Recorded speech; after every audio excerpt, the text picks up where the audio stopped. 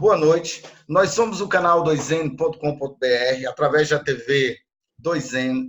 Estamos aqui, mais uma vez, nessa nossa militância em defesa da democracia, do debate civilizado, do respeito ao outro. É um canal progressista em defesa dos direitos humanos, dos direitos individuais e antifascista. Estamos pedindo a todos que nos acompanham que dê seu like, que curta, que compartilhe, que mande questionamentos, sugestões. Acima de tudo, fazemos uma defesa do debate democrático. Acreditamos que esta é a nova Ágora, a Rede Internacional de Computadores. Hoje, além dos companheiros que fazem parte da nossa equipe de redação, Sivaldo Braga de Parauapebas, Lindolfo Mendes em Brasília, temos a honra de receber aqui o advogado Rubens Moraes Júnior, militante do PSOL, que está se propondo como um nome sugerido à pré-candidatura pelo Partido Socialismo e Liberdade em Parauapebas. Então, de imediato, boa noite, Rubens. O canal do Poena agradece a sua presteza de estar aqui numa segunda-feira, se dispondo a conversar conosco. Desde logo, pedimos a você que cumprimente o público antes de começarmos o que chamaríamos aqui do bom debate. Boa noite, Léo. Boa noite, Lindolfo. Boa noite, Sivaldo. Eu gostaria de, primeiramente, agradecer imensamente a oportunidade de estar tendo esta conversa, esse diálogo com vocês três, pessoas as quais eu tenho uma elevada estima e um respeito muito grande. Boa noite também a toda a população que está assistindo essa entrevista e espero que todos se agradem dela. Antes de mais nada, antes de passar a palavra para os demais membros dessa mesa virtual, chamaríamos de uma mesa redonda virtual, Rubens, eu gostaria de mais nada de perguntar a você, sobre ainda pouco, já sabia antes, mas soube aqui reafirmando, há quanto tempo Rubens está em Parauapebas e faça para nós que estamos lhe ouvindo, para que quem esteja nos acompanhando possa conhecer, ainda que minimamente através das redes, Dr. Rubens Moraes Júnior, advogado, militante social, e o que mais Rubens se apresentaria agora? Eu moro em Parauapebas há 15 anos, vim para cá em 2004 para trabalhar como advogado. Na época, estava com 4 anos de formado e atuando basicamente nas questões relativas ao direito agrário e direito fundiário. E vim para cá para prestar esse serviço, inclusive, naquele momento, para a grande mineradora. O serviço esse que prestei por um período de aproximadamente 2 anos, quando eu inicio, então, meu escritório particular, com o qual eu ainda tenho a honra de estar compondo essa equipe até hoje, que é o Moraes Oliveira. E nesses 15 anos de Parauapebas, eu já participei de diversas coletivos, como, por exemplo, fui eleito pelo segmento da literatura como conselheiro de cultura, cheguei a ser vice-presidente do Conselho de Cultura, na companhia do grande amigo Ivan Oliveira, que é um cineasta de mão cheia e um grande militante cultural aqui na cidade. A partir do Conselho de Cultura também fui um dos fundadores da Academia Parauapebense de Letras, na qual hoje eu estou como presidente dela também, no mandato de 2 anos, que se encerra no final do ano que vem.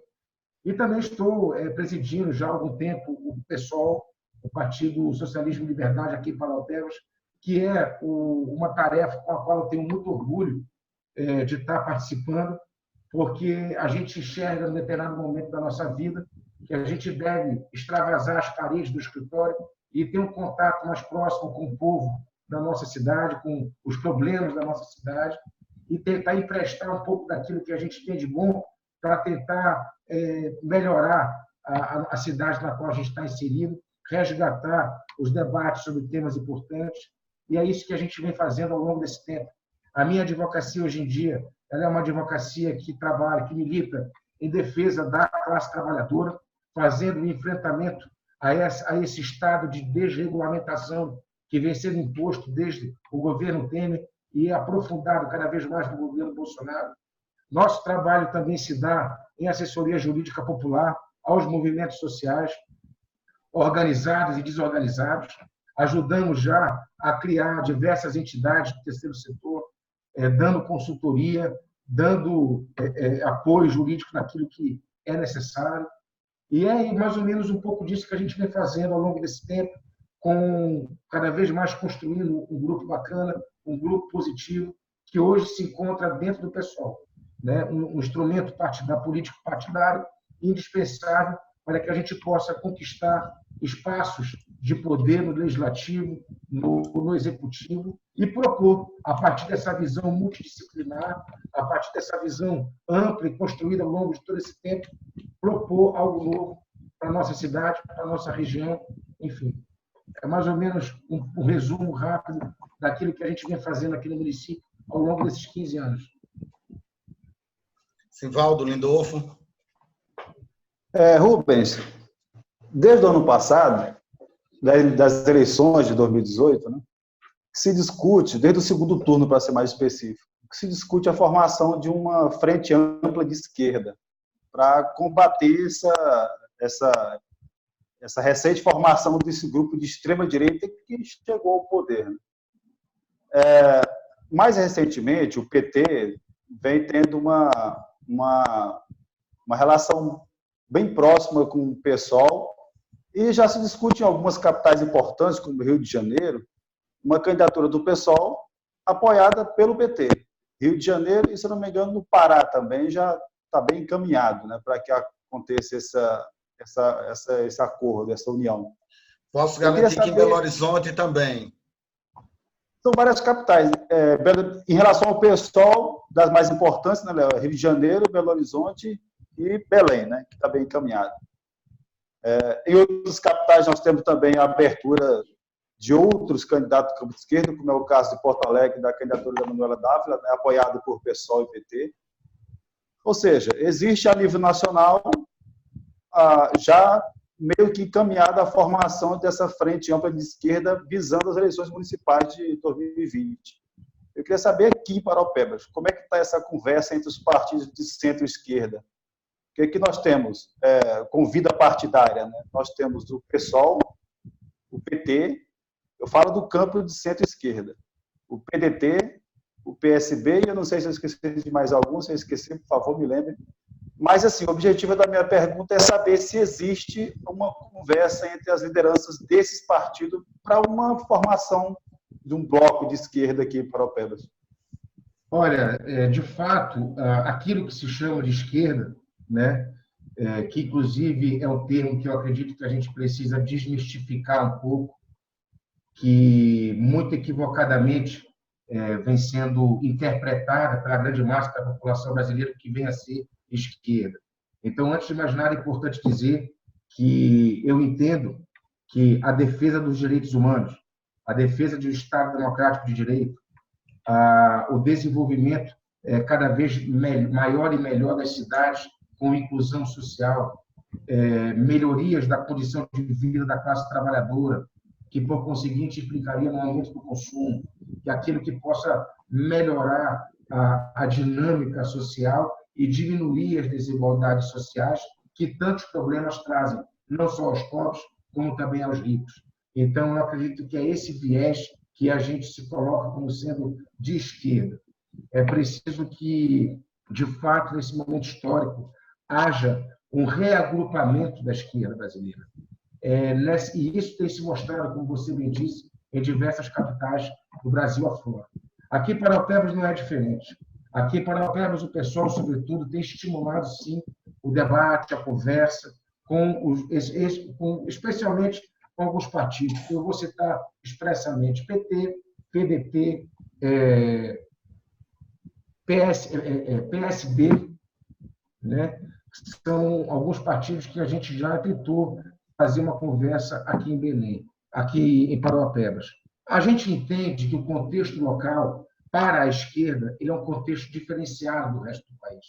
Nós temos um prefeito que ele vem da esquerda, né? O atual prefeito de Paraupebas, ele é um prefeito que seu primeiro mandato se deu através do PT, com uma plataforma de governo de esquerda, né? E que, com o passar do tempo, foi fazendo com que as mutações ocorressem e hoje se encontra num partido de direita, que é a base, inclusive, do governo Bolsonaro.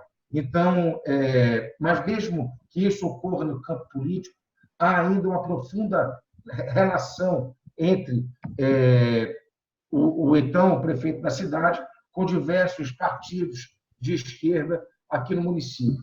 Eu tenho tentado colocar para esses interlocutores que é chegada a hora de tomarmos uma decisão, sobretudo eles, porque nós nunca tivemos qualquer tipo, pelo menos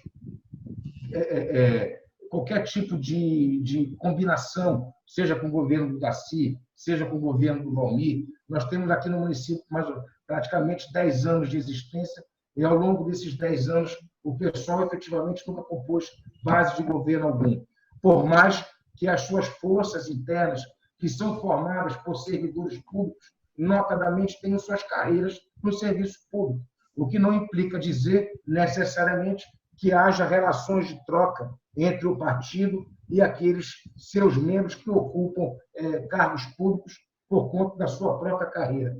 Mas, inclusive, eu tive uma conversa no final de semana agora com o presidente do PT, lá na casa dele, foi uma conversa, inclusive, que eu fiz questão de ir até lá, e dizer que, embora a gente não tenha que se apressar muito, nós também não podemos andar muito devagar.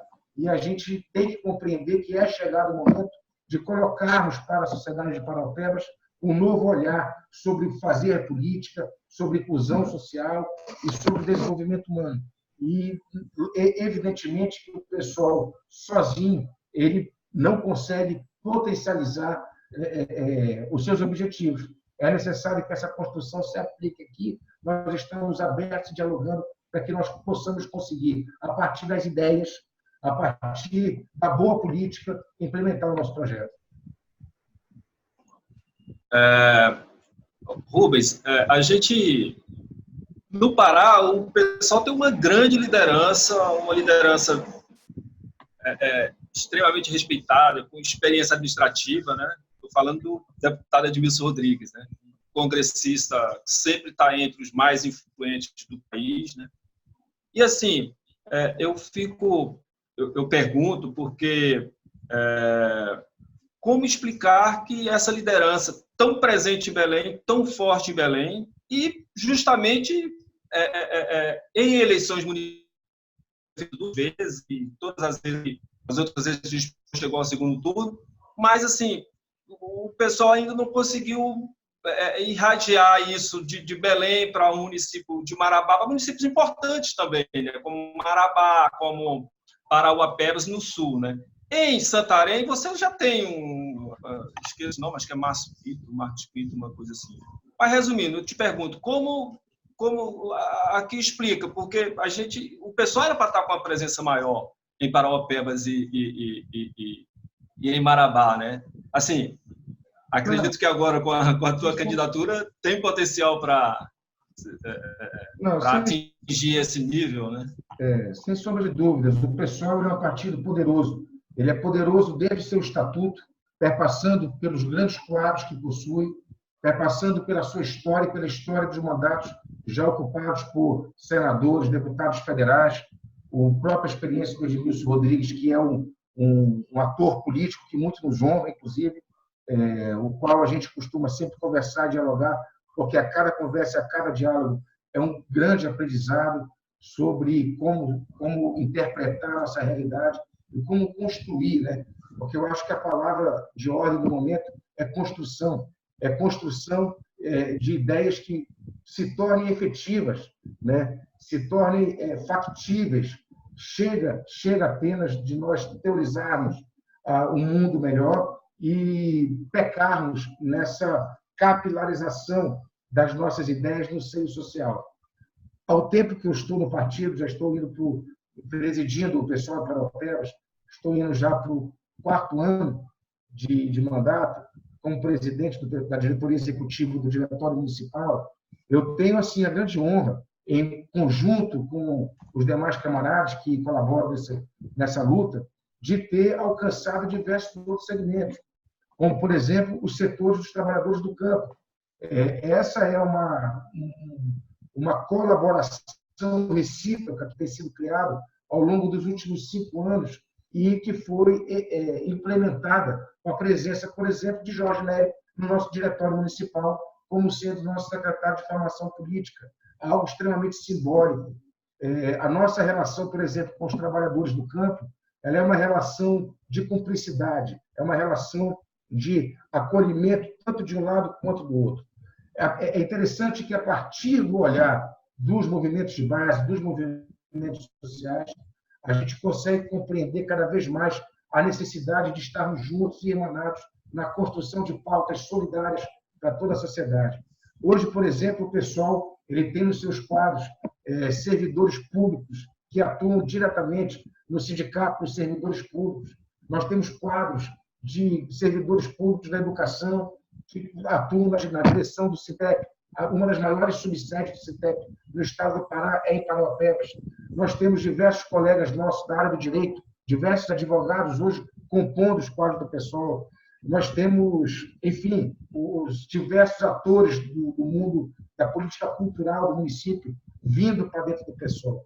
Então, hoje, o pessoal ele apresenta um quadro de pessoas que vêm de diversos movimentos sociais, de pautas distintas, mas que se vieram, culminaram nesse grande encontro. Tivemos uma atividade recente, onde fizemos, numa única noite, quase 100 novas filiações. Então, é lógico que nós não somos um partido com uma grande estrutura financeira que permita estar objetivando, realizando efetivamente grandes encontros e tudo mais. Mas, dentro das medidas da nossa possibilidade, a gente vai cada vez mais construindo esse diálogo. Eu acredito, sinceramente, que não existe outra alternativa para o município de Parauapebas do que não essa grande união por aqueles que não estão viciados, né, nessa forma, nesse modelo de gestão e com essa ideia de Estado, essa ideia de cidade que há 30 anos é colocado para nós. Ô Rubens, antes de mais nada, quero lembrar mais uma vez a quem nos acompanha, somos o canal 2n.com.br, TV 2N, estamos aqui hoje, temos a honra de receber Rubens Moraes Júnior, advogado, militante político e social, pré-candidato do PSOL à Prefeitura de Parauapebas. Pedimos a quem nos acompanhe que dê o like, que compartilhe, que se inscreva no nosso canal, nos ajude a construir mais um fórum do debate franco e democrático, que é a nova Ágora, a Rede Internacional de Computadores.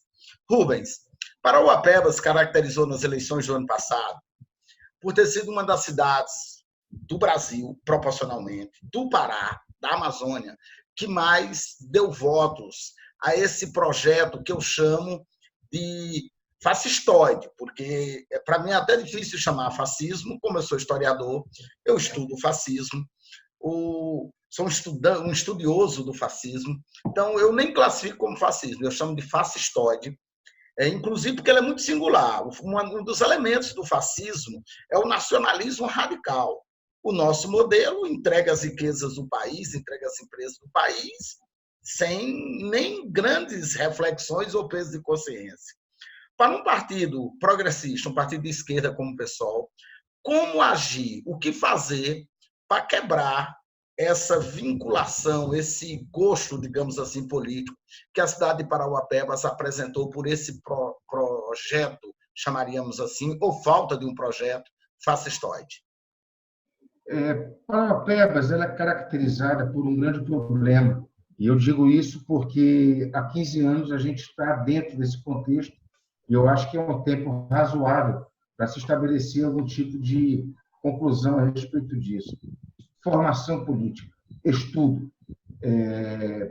Nós, cada vez mais, temos que incentivar, cada vez mais temos que propor e realizar formação política no nosso povo. É preciso que a gente possa construir em conjunto a possibilidade de se enxergar o que realmente está acontecendo. Veja bem, Parauapebas é uma cidade de uma grande massa trabalhadora. Ninguém vem para Parauapebas por causa, simplesmente, das suas belezas naturais. Pelo contrário, é uma cidade que atrai por conta do trabalho. Então, é uma cidade onde a grande parte da sua população está ligada, direto ou indiretamente, à mineração. E é um povo que doa 10 horas, 13, 14 horas do seu tempo diário para o trabalho no mundo da mineração. Um exemplo, né, dessa categoria, desse segmento de trabalhadores. O indivíduo desse, que dedica 15 horas do seu tempo para se deslocar até o trabalho, para se desdobrar lá na planta minerária e depois não sei mais quanto tempo de retorno para casa. O indivíduo desse não tem condições de frequentar uma igreja, ir a um cinema, ler um livro, fazer uma faculdade, dialogar com os moradores do seu bairro, os moradores da sua rua. Então, essa prisão, que é muito clara, sobretudo aos trabalhadores da mineração, dentro dessa jornada de trabalho extenuante, por exemplo, faz com que as pessoas não tenham condições de estar assimilando e enxergando efetivamente a grande realidade. O governo Bolsonaro tem imposto, aprofundado as crises que a própria reforma trabalhista trouxe para o nosso país. Os trabalhadores hoje da mineração em Parauapebas, eles têm vivido na pele os prejuízos que a desregulamentação de diversos pontos da legislação trabalhista vem acontecendo. Os trabalhadores da mineração, a cada dia, têm tendo seus direitos diminuídos, sobremaneira. E, diga-se de passagem, a permissão que tem se dado cada vez mais para os acordos coletivos se sobrepor, inclusive, sobre aquilo que é legal, que está positivado na legislação, é algo muito complicado. Então, eu penso, Lindolfo, que é uma cidade cuja formação histórica também ela se dá na base da pistola, né? É uma formação. Nós temos aqui uma cidade que se dá a partir do grande latifúndio, a migração dos trabalhadores garimpeiros, que depois se tornam sem terra, e, ao mesmo tempo, o povo do Sul, que aqui vem para cá adquirir grandes áreas de terra, o desmatamento, o trabalho escravo, tudo isso, a formação do nosso povo, ela também permite um posicionamento, mesmo que equivocado, mas um tanto quanto conservador, né? Conservador nos costumes, mesmo que de uma maneira talvez hipócrita ou algo do tipo. Meio enviesada, no mínimo. Oi? Meio enviesada, no mínimo. Meio enviesada, exatamente. Mas, olha, nós estamos numa situação tal, não temos mais condições de retroceder e dar mais algum passo para trás. Então, eu acho que no espiral da história, nós estamos chegando numa curva que vai levar a grande massa a abrir os olhos e compreender de fato o que está acontecendo. Se você olhar, por exemplo, Lindolfo, o programa da campanha do Bolsonaro, não é o que está sendo aplicado agora. Esse entreguismo das nossas empresas nacionais, a desvalorização da classe trabalhadora, a ausência de capacidade de propor um modelo, um projeto de desenvolvimento real para o país, né? A segregação e o encerramento dessa corrupção, né, que dizem que é algo de recente, porém que já é algo estrutural na construção do povo, da nossa nação, do povo brasileiro, não consegue, cada vez mais também envolvidos em escândalos e tudo mais.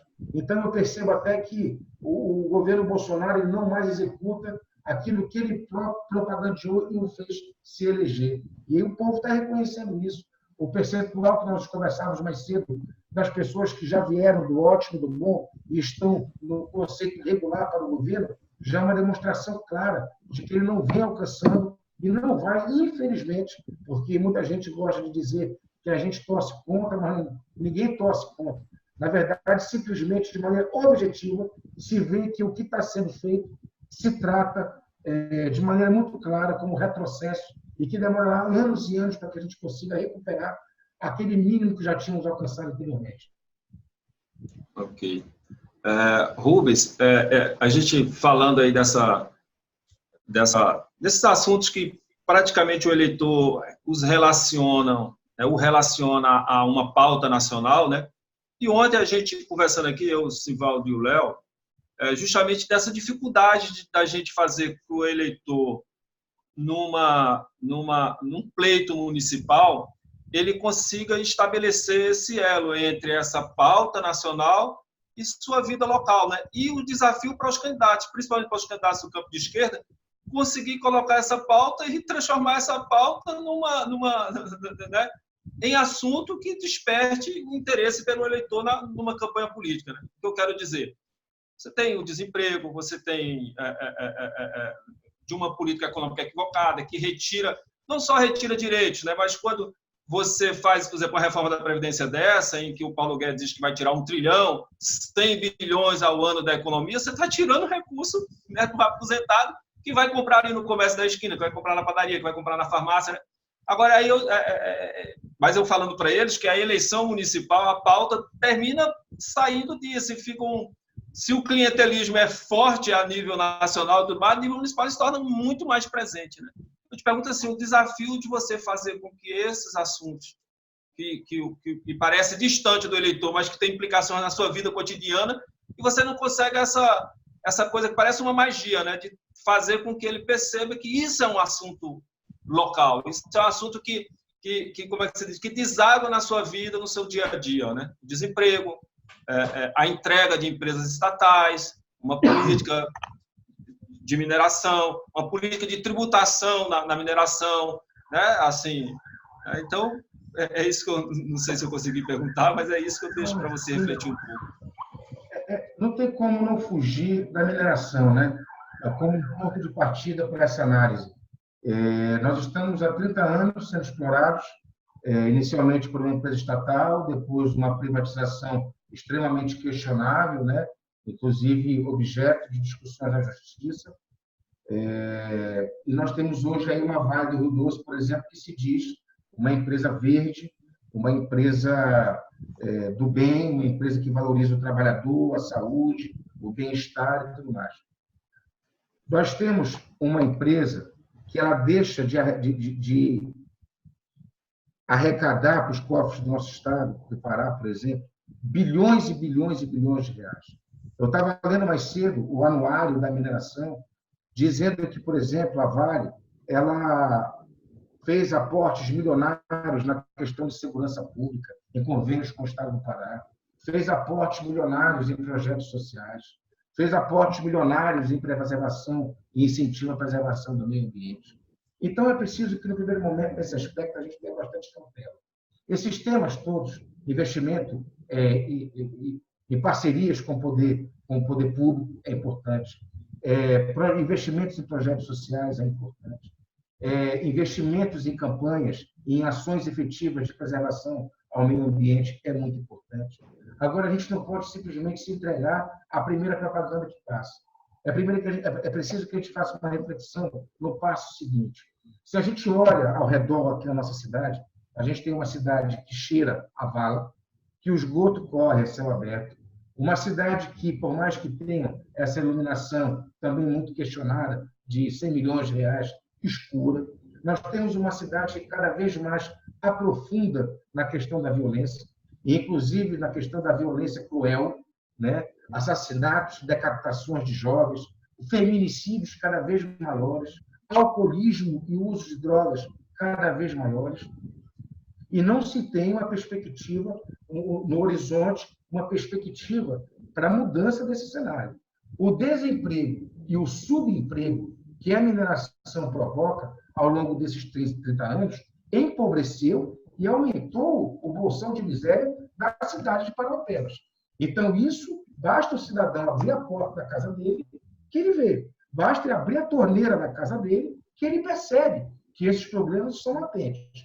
Então, que mineração é essa que faz com que a nossa cidade seja tão reconhecida pelo aporte, né, de recursos que é aqui feito, mas que não é travestido de políticas efetivamente públicas. A cidade, ela não guarda a relação com o capital que ela ofere a partir da mineração. Então, nesse quadro, é fundamental que a gente pare e questione o modelo de mineração que é implementado. Não adianta eu vir, alguns meses atrás, aquela correria dos prefeitos das cidades mineradoras querendo o aumento da CEFEM, da taxa da alíquota da CEFEM. Aí eu fiquei me perguntando, lógico, o aumento da alíquota é muito importante. Agora, de que adianta aumentar a alíquota se nós temos uma história de 30 anos que demonstra que essa aplicação não ocorre efetivamente no nosso município, da maneira adequada? O cidadão de Parauapebas, aquele que rala 15 horas por dia na mineração, ele não usufrui de nada daquilo que ele produz. Ele é alijado cada vez mais da riqueza que a mineração produz para o Estado do Pará. Então, na verdade, a partir dessa vivência das coisas do dia a dia, as coisas simples do dia a dia, a gente é capaz, sim, de ter que fazer uma reflexão sobre o modelo de mineração que é imposto. Uma outra questão, modelo de gestão, modelo de cidade. Qual é o modelo de cidade que os nossos gestores, desde o primeiro até agora, apresentaram para a nossa cidade, que seja um modelo de cidade que a gente reconheça como algo legítimo e como algo adequado para a nossa população? Vamos fazer uma análise rápida sobre a questão dos loteamentos. Qual desses loteamentos que cresceram ao longo dos últimos 10, 15 anos guarda um mínimo de respeito à lei de fracionamento do solo urbano? Nenhum. Qual desses loteamentos tiveram fiscalização efetiva por parte do município? Qual desses loteamentos tiveram a caução que fazem executada pelo município para o cumprimento das diretrizes básicas de urbanismo exigidas pela lei de fracionamento do solo urbano? Então, hoje, inclusive, além de você ter um município que permita que grandes grupos econômicos, sempre de fora, não são grupos econômicos daqui, não, são formados da cidade, são grupos econômicos de fora, que vêm aqui, se instalam, não cumprem a legislação, cobram, inclusive, tarifas abusivas, juros ilegais, e não dão a contrapartida que a lei exige, e o município agora, inclusive, vai chegar para pagar os débitos que, evidentemente, o povo jamais conseguiria, uma vez que os juros são astronômicos e ilegais. Então, por exemplo, essa é outra reflexão que a gente tem que fazer. Qual o modelo de cidade que nós temos? Qual a capacidade que essas obras, que sempre são executadas no período eleitoral, elas têm realmente de absorver a dinâmica da nossa cidade? Então, são questões que basta a gente ter um olhar um pouquinho mais atento, que a gente consegue observar que há muito o que se discutir, há muito o que se questionar, e mais, há muito o que se propor, né? Porque não basta, inclusive, a gente ficar só criticando, sem propor. É importante que apresentemos soluções. E uma dessas, por exemplo, é a participação popular na fiscalização, na aplicação da CEFEM. Qual o mecanismo de controle popular que existe para a aplicação da CEFEM? Nenhum. E sabe o que acontece, Lindolfo? Só para eu concluir essa parte, eu estava também lendo recentemente que a Vale ela vai estar aportando milhões de reais na capacitação da Polícia Militar, da Polícia Civil, dos presídios e tudo mais. A Vale, como sempre, aplicando no braço armado do Estado, para trazê-lo para perto de si, para enfrentar a miséria que ela própria causa. Né? Então, é importante que a gente possa, de fato, ter um pensamento um pouquinho mais crítico, sem ser panfletário, mas um pouquinho mais crítico, e defender o povo, defender aquele que sofre dia após dia a angústia que é sobreviver numa cidade que, embora tão pujante, embora tão bonita e tão rica, mas ao mesmo tempo tão miserável. Doutor Rubens. Só um minuto, Sivaldo, porque assim, cabe ao meu dever como mediador lembrar que a gente está concluindo esse primeiro bloco. Então, eu gostaria que você formulasse a pergunta para que eu possa concluir esse primeiro bloco, que a gente possa abrir o outro depois que todos puderem beber água. Eu só queria fazer um lembrete. Tem quantos minutos, Léo? Estamos com 2 minutos e meio. É só um lembrete aqui para adentrar, Rubens. Quando estava trabalhando na Secretaria de Planejamento, fizemos um esforço imenso para tentar rever o plano diretor e ninguém comprou a ideia, ninguém quis a ideia. O Executivo não quis, o Legislativo não quis, e eu nem sei se alguém já fez. Sivaldo, você tem 3 minutos para a pergunta, aí vamos pedir mais uma vez a paciência do nosso convidado, agradecendo desde logo. Aí teremos que interromper esse bloco para poder abrir o outro, se for possível. 3 minutos, Sivaldo. Eu tinha uma pergunta para fazer, mas exigiu uma resposta bem mais complexa, né? Então eu vou fazer uma outra pergunta, mais simples de responder. Sobre o cenário eleitoral aqui em Paraupeba. O ano passado, a gente viu, doutor Rubens, uma situação interessante. Na verdade, bem antes do ano passado, mas culminou com a eleição do Bolsonaro ano passado. Na votação da reforma da Previdência, a gente viu advogados conhecidos nossos apoiando a reforma a reforma trabalhista. Apoiando a reforma trabalhista do Michel Temer. E o ano passado culminou com a gente vendo vários advogados também conhecidos nossos votando em Bolsonaro. a gente ficou sem entender. Como você é advogado, atuante e do meio, né? Eu queria saber se você consegue explicar para as pessoas como que um militante, um advogado, né, consegue defender o fim do direito trabalhista, advogado trabalhista, defendendo o fim do direito trabalhista, e advogados votando e apoiando candidatos que têm como principal objetivo a destruição do Estado Democrático de Direito. E advogado criminalista, Rubens? E advogado criminalista defendendo e apanhando a Lava Jato, né? Eu fico assim também. Rubens, eu só vou lhe pedir que antes de responder, você tenha paciência. O canal do Bueno precisa fechar esse bloco por conta da forma que é organizado o nosso tempo. Aí, assim que começar, você já começa respondendo. Então, a gente pede a paciência do nosso público, pede para que curta, compartilhe, dê seu like, inscreva no canal. E só uma questão de alguns minutos para que a gente possa fazer as devidas edições. 1 minuto, por favor. Só 1 minuto a todos.